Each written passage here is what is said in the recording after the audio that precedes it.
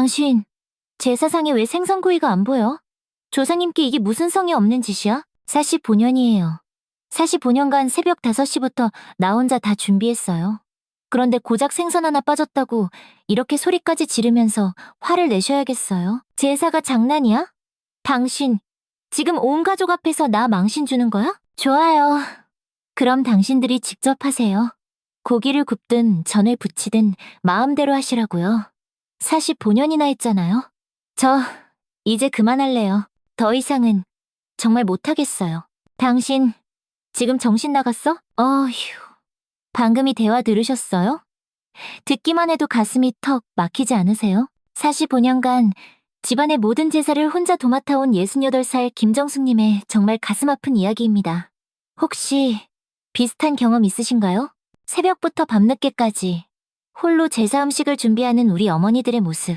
너무나 익숙해서 그 마음이 얼마나 골마 터지고 있었는지는 미처 몰랐던 것 같아요. 이야기에 공감하신다면 구독과 좋아요, 그리고 알림 설정 꼭 부탁드려요. 여러분의 작은 관심이 이렇게 진솔한 목소리를 더 널리 전하는 큰 힘이 됩니다. 사실 5년 만에 내린 아주 놀라운 결단, 과연 무엇이었을까요? 68살 김정숙님이 온 가족 앞에서 선언한 그 한마디가 모든 것을 바꿔놓았습니다. 이야기 끝까지 저와 함께 해주실 거죠?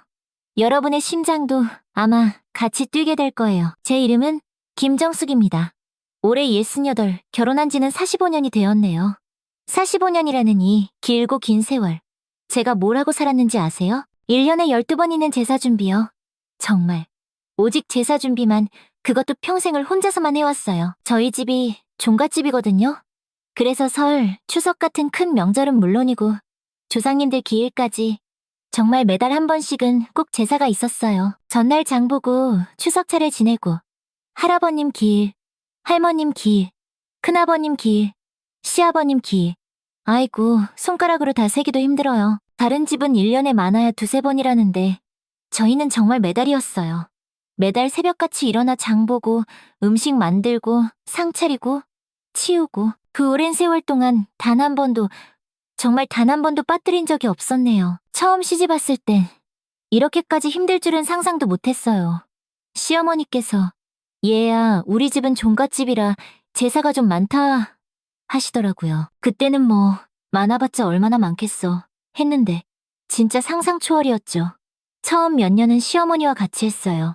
어머님이 하나하나 가르쳐 주셨죠. 이건 이렇게 하는 거다. 저건 저렇게 해야 한다. 그때는 그래도 배우는 거니까 힘들어도 꾹 참았어요. 그런데 시어머니께서 돌아가시고 나서는 정말 저 혼자였어요. 아무도, 단 한 사람도 도와주지 않았어요. 남편은 그런 건 당신이 알아서 하는 거지 라며 툭 던지고 시동생들은 형수님이 워낙 잘하시니까요 하면서 슬쩍 뒤로 빠지고요. 제가 23, 정말 꽃다운 나이에 시집와서 지금까지 참 오랜 시간이었네요. 그 시간들을 돌이켜보면 제 인생은 그냥 제사 준비 그 자체였던 것 같아요. 명절만 다가오면 가슴이 쿵 하고 내려앉았어요. 보름 전부터 벌써 걱정이 태산이었거든요. 그렇게 수십 년을 해왔는데도 이제는 몸도 마음도 너무 지쳐서인지 그저 부담스럽기만 해요. 이번 제사엔 또 몇 명이나 올까? 음식은 얼마나 해야 하나? 식구들은 또 강 건너 불구경하듯 무심하겠지. 제사 때만 되면 머릿속이 정말 터질 것 같았어요. 특히 추석이나 설 같은 큰 명절은요? 아이고, 말도 마세요. 정말 전쟁터가 따로 없었어요. 며칠 전부터 시장 가서 산더미처럼 장을 보고 나물 하나하나 다듬고 고기 재우고 떡 만들고 정말 숨 돌릴 틈도 없이 바빴어요. 제 마음? 조금은 이해가 가시나요? 그런데 가족들은 어땠냐고요? 남편은 고생하네. 그 흔한 말 한마디가 없었어요. 항상 자기만 바쁜 사람처럼 자기 일만 했죠.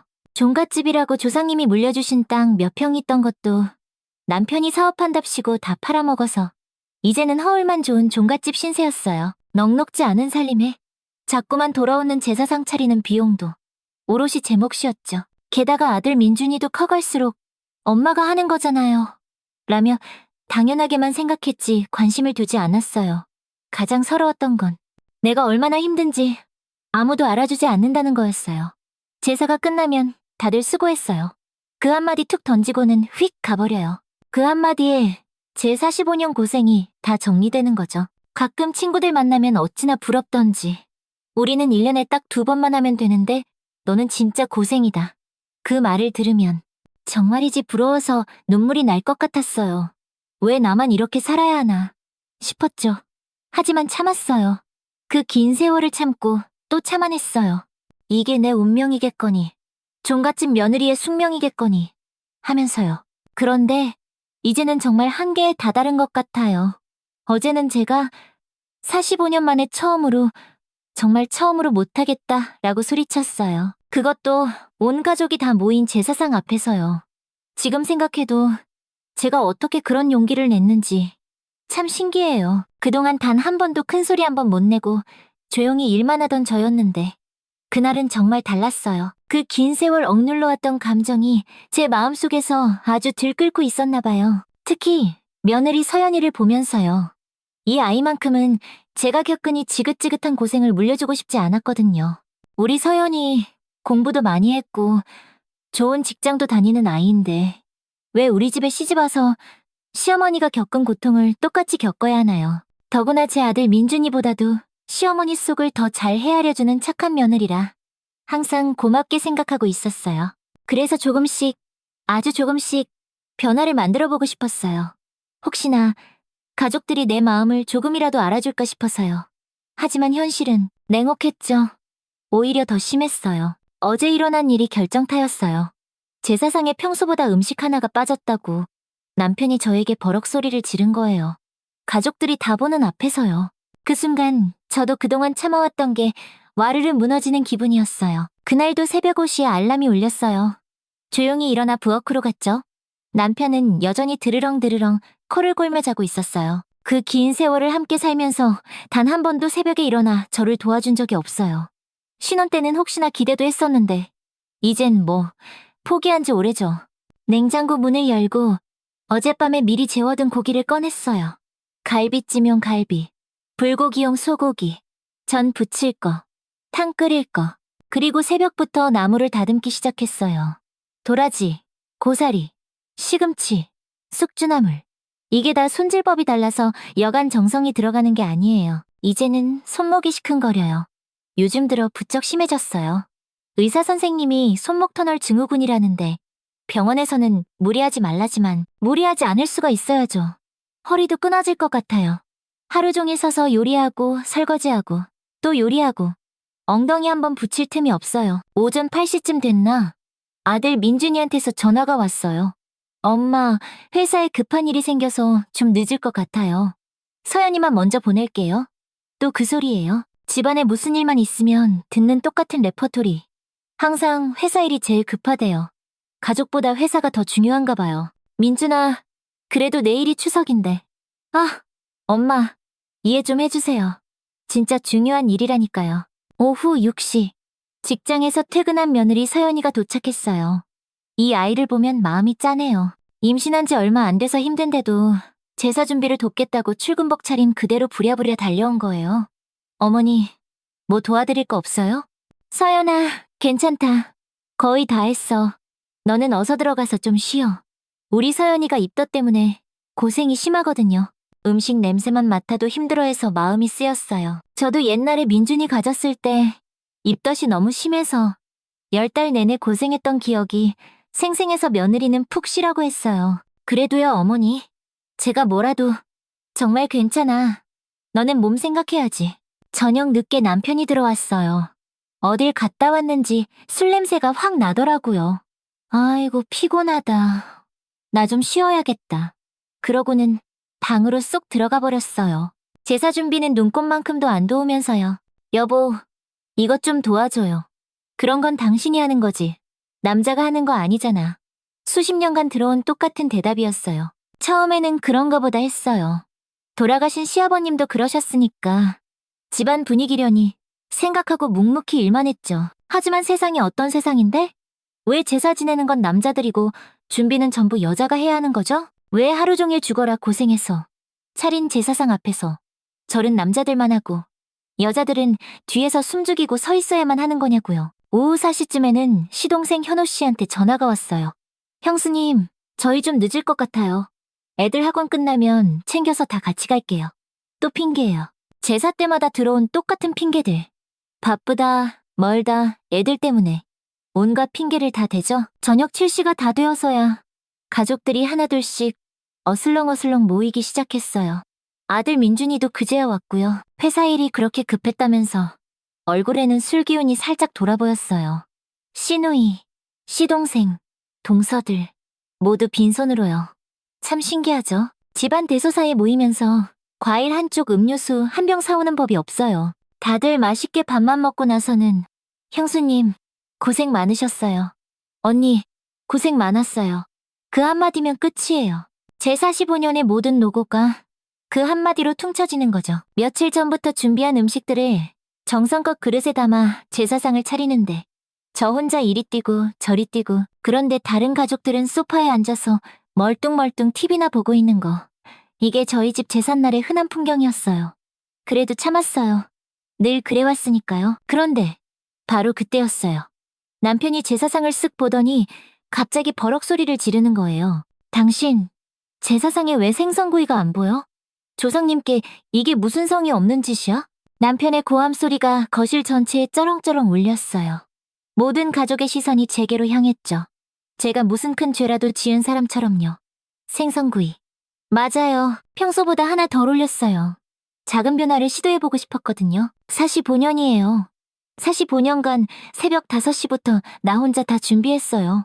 그런데 고작 생선 하나 빠졌다고 이렇게 화까지 내실 필요 있어요? 제 목소리가 바들바들 떨렸지만 말을 멈출 수가 없었어요. 제사가 장난이야? 온 가족 앞에서 나 망신 주는 거야? 망신이요? 새벽부터 밤까지 혼자 준비한 제 정성은 생각 안 하고 음식 하나 빠졌다고 망신이라니요? 그동안 삼켜왔던 모든 말들이 용암처럼 쏟아져 나왔어요. 당신은 지금까지 제사 때 뭘 했는데요? 절 몇 번 하고 끝이잖아요. 장 보는 거, 음식하는 거, 설거지하는 거, 새벽에 일어나 나물 다듬는 거, 하루 종일 서서 일하는 거. 전부 다 제가 했어요. 시동생과 시누이가 소곤거리기 시작했어요. 형님이 왜 저러신데? 너무 심한 거 아니야? 하는 수군거림이 들렸어요. 마치 제가 다 잘못한 것처럼요. 그런데 정말 기가 막힌 건 그 다음이었어요. 시누이 경위가 끼어들었죠. 언니, 그래도 이건 너무하잖아요. 제사상에 음식이 빠지면 어떡해요? 우리 아버님이 얼마나 서운해하시겠어요? 세상에, 그 순간 정말 기절하는 줄 알았어요. 단 한 번도 제사 준비에 손가락 하나 까딱 안 하던 사람이 음식 하나 빠졌다고 저를 나무라는 거예요. 고모, 그 아버님이라는 분, 고모 아버지기도 하잖아요. 그때 시동생 현우가 또 거들었어요. 형수님, 그래도 너무 심하게 말씀하시는 거 아니에요? 저희도 나름대로 바빠요. 바빠요? 그럼 저는 안 바빴나요? 저도 일하고 애 키우고 시부모님 모시면서 혼자 이 모든 걸 다 해냈는데 그런 말이 나와요? 도련님은 명절 때마다 늦게 와서는 밥숟가락 놓자마자 동선에 친정 간다고 가버리잖아요. 우리 집엔 얼굴 비추기도 힘들어하면서 뭐가 그렇게 바쁘다는 소리만 해요? 그런데 저를 더 화나게 한 건 제 아들 민준이의 반응이었어요. 제가 낳고 기른 아들이, 제 뱃속에서 나온 아들이 한 마리. 엄마, 아빠가 화내실 만하죠. 제사는 정성이 중요한 거잖아요. 정성? 새벽 5시부터 일어나 시장 보고 음식 하나하나 정성으로 만든 건 정성이 아니란 말이니? 45년간 단 하루도 빼먹지 않은 내 노력은 정성이 아니라는 거야? 그 순간 정말 온몸이 부들부들 떨렸어요. 분노와 억울함, 서러움으로요. 이 사람들이 정말 내 가족이 맞나 싶었어요. 민준아, 너는 내 아들이잖아. 엄마가 얼마나 힘들었는지 정말 몰라? 너, 단 한 번이라도 엄마, 힘드시죠? 저희가 도와드릴게요. 이런 말 해본 적 있어? 민준이가 당황하는 게 눈에 보였어요. 그저 엄마니까 당연히 하는 거라고 생각했겠죠. 너도 회사 일 바쁘다고 늦게 와서 밥만 먹고 가잖아. 남편이 정말 불같이 화를 내더라고요. 얼굴이 새빨개져서는 소리쳤어요. 그만 못해. 제사 지내는 날 이게 무슨 망측한 짓이야? 여자가 조상님 앞에서, 조상님 앞에서요? 그 조상님들도 다 사람이었잖아요. 그때 며느리 서연이가 조용히 제 곁으로 다가왔어요. 이 아이만은 제 마음을 알아주는 것 같았어요. 어머님, 괜찮으세요? 너무 노여워 마세요. 서연이의 걱정스러운 눈빛을 보니 오히려 더 화가 치밀었어요. 이 착한 아이까지 걱정하게 만들고 싶지 않았거든요. 서연아, 미안하다. 이런 모습 보여서. 그런데 서연아, 이거 하나만은 꼭 기억해. 너만큼은 절대로 이런 고생 안 시킬 거야. 내가 지금 이렇게 하는 이유, 바로 너 때문이야. 그 말을 듣고 남편이 더 화를 냈어요. 서연이는 며느리로서 당연히 해야 할 일이야. 시집온 며느리가 시댁제사 돕는 게 당연하지. 그럼 당연한 게 대체 뭔데요? 왜 여자라서, 며느리라서 당연히 희생해야 하는데요? 원래 여자가 하는 거야. 예전부터 내려온 전통이라고. 지금이 어느 시대인데 아직도 여자라서, 남자라서를 따져요? 시대가 바뀌었어요. 이제는 남녀가 같이 해야 하는 시대라고요. 시대가 바뀌어도 예의는 지켜야지. 집안 어른으로서 당연히 할 일을 안 하고. 이게 무슨 행패야? 행패요? 그럼 45년간 저 혼자 모든 걸 감당하게 한 건 예의인가요? 그때 정말 폭발했어요. 오랫동안 꾹꾹 눌러왔던 모든 감정이 한꺼번에 터져나왔어요. 좋아요. 그럼 당신들이 직접 하세요. 고기를 굽든 전을 부치든 마음대로 하시라고요. 어머님 돌아가시고 지금까지 저 혼자 다 했으니까. 이제 그만. 저 더 이상은 못하겠어요. 당신 지금 정신 나갔어? 네. 저 정말 안 할 거예요. 이제부터 절대로 안 해요. 그 순간 제 마음속의 울분이 한꺼번에 터져나온 것 같았어요. 45년간 굳게 닫힌 새 장문을 열고 드디어 새가 날아오른 것처럼 하고 싶은 말을 다 쏟아냈어요. 제 사상에 놓인 음식들을 다시 한번 바라봤어요. 새벽부터 온 정성을 다해 준비한 것들. 하지만 이제 더 이상은 아니에요. 이 제사상이 마지막이에요. 다음부터는 절대 저 혼자 준비 안 할 거예요. 가족들이 모두 멍하니 저를 쳐다봤어요. 아마 믿기지 않았을 거예요. 평생 큰소리 한 번 안 내던 제가 이렇게 단호하게 나오니 모두 놀란 표정이었어요. 사실 이렇게 말하는 제 자신도 놀라웠으니까요. 남편이 얼굴을 붉히며 소리쳤어요. 당신 지금 제정신이야? 제사를 안 지낸다고? 제사를 안 지낸다는 게 아니에요. 저 혼자서는 이제 준비 안 한다는 뜻이에요. 하고 싶으면 당신들이 직접 하세요. 그 말을 뱉는 순간 속이 얼마나 시원했는지 몰라요. 그 긴 세월 목구멍에 걸려있던 가시가 쑥 빠진 기분이었어요. 그럼 음식은 누가 만들어? 몰라요. 당신이 만들든 민준이가 만들든 삼촌네가 와서 만들든 다 같이 돌아가면서 하든지 저는 이제 정말 모르겠어요. 신우이 경희가 황당하다는 표정으로 말했어요. 언니, 그럼 저희는 어떡해요? 저희는 요리 잘 모르는데.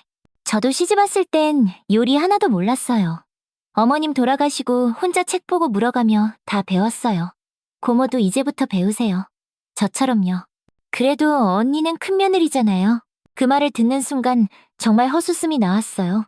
비참한 웃음이었죠. 큰며느리라서 뭐가 다른데요? 큰며느리라서 평생 혼자 고생만 해야 해요? 그런 법이 세상에 어디 있어요? 저도 사람이에요. 아들 민준이가 당황한 얼굴로 말했어요. 엄마, 그래도 갑자기 이러시면 저희도 어떻게 해야 할지. 갑자기? 민준아 갑자기가 아니야. 엄마가 그동안 너무 많이 참았다가 이제야 말하는 거야. 엄마도 사람이야. 엄마도 이제 늙어서 힘들어. 그 순간 목소리가 떨려왔어요. 눈물이 핑 돌았지만 꼭 참았어요. 더는 약한 모습 보이고 싶지 않았거든요. 문득 이런 생각이 들었어요. 어쩌면 내가 너무 오랫동안 참기만 했던 게 아닐까. 아무 말 없이 묵묵히 모든 걸 해내니까 이 사람들이 이걸 당연한 권리라고 생각하게 만든 건 아닐까? 하고요. 그때 며느리 서연이가 조용히 다가와 말했어요. 어머니, 저도 도울게요. 어머니 혼자 하시게 두지 않을 거예요. 남편이 소리를 질렀어요. 당신이 뭘 한다고 끼어들어. 집안 전통을 네 마음대로 바꿔? 전통이요? 집안 행사를 왜 항상 한 사람만 죽어라 고생시켜요? 그게 전통이에요? 그런 전통이라면 이젠 바뀌어야죠. 반드시 바뀌어야 해요. 그리고 저는 부엌으로 걸어갔어요. 매일매일 제 몸의 일부 같았던 그 앞치마를 천천히 풀었어요. 그리고 식탁 위에 가만히 내려놓았어요. 이제 끝이에요. 정말로 끝. 그 앞치마를 내려놓는 순간 정말 모든 게 끝난 것 같았어요. 45년간의 고생이, 45년간의 인내가, 45년간의 서러움이 모든 게 그 낡은 앞치마와 함께 끝나는 기분이었어요. 가족들은 숨소리 하나 내지 못했어요. 제가 이렇게 강하게 나온 적이 없었으니까요. 다음 제사부터는 당신들이 알아서 하세요. 저는 그날 집에 없을 겁니다. 친구들이랑 여행 갈 거예요. 친구들과 여행, 집안일과 제사 부담 때문에 평생 꿈도 못 꾸던 그 말을 이제야 하고 있었어요. 저도 참 바보같이 살았죠. 말을 하면서도 서러움이 북받쳐서 가슴이 마구 쿵쾅거렸어요. 남편이 믿을 수 없다는 듯이 말했어요. 당신, 지금 집을 나가겠다는 거야? 나간다는 게 아니에요. 저도 이제 제 인생을 좀 살겠다는 거예요. 제 나이가 이제 68이에요. 남은 인생만큼은 제가 하고 싶은 대로 살 거예요. 그리고 저는 정말로 집을 나섰어요. 45년 만에 처음으로 제삿날에 집을 나선 거였어요. 바깥 공기는 후덥지근했지만 제 마음은 정말 얼음처럼 시원했어요.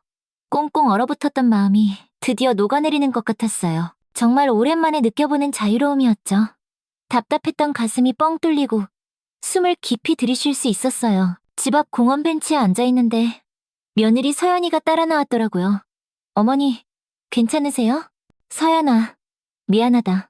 이런 모습 보여서. 아니에요, 어머니. 어머니가 오르세요. 그동안 정말 얼마나 힘드셨겠어요. 저도 이제야 알았어요. 서연이의 그 따뜻한 말 한마디에 그동안 꾹꾹 참아왔던 눈물이 폭포수처럼 쏟아졌어요. 45년을 살면서 누구에게도 이런 위로를 받아본 적이 없었거든요. 서연아, 너만큼은 절대 나처럼 살면 안 돼. 어머니도 너무 혼자 끙끙 앓지 마세요. 저도 도울게요. 남편한테도 제가 잘 얘기할게요. 제가 며느리는 정말 잘 얻은 것 같아요. 유일하게 내 마음을 알아주는 내 편이니까요. 집에서는 아직도 웅성거리고 있겠죠. 아마 제가 없으니 누가 설거지를 할지, 누가 상을 치울지 서로 미루고 있을 게 뻔해요. 하지만 이제 제 문제가 아니에요. 45년간 혼자 했으니 이제는 그들이 할 차례예요. 핸드폰이 윙윙 울렸어요. 남편이었죠. 하지만 저는 그냥 전원을 꺼버렸어요.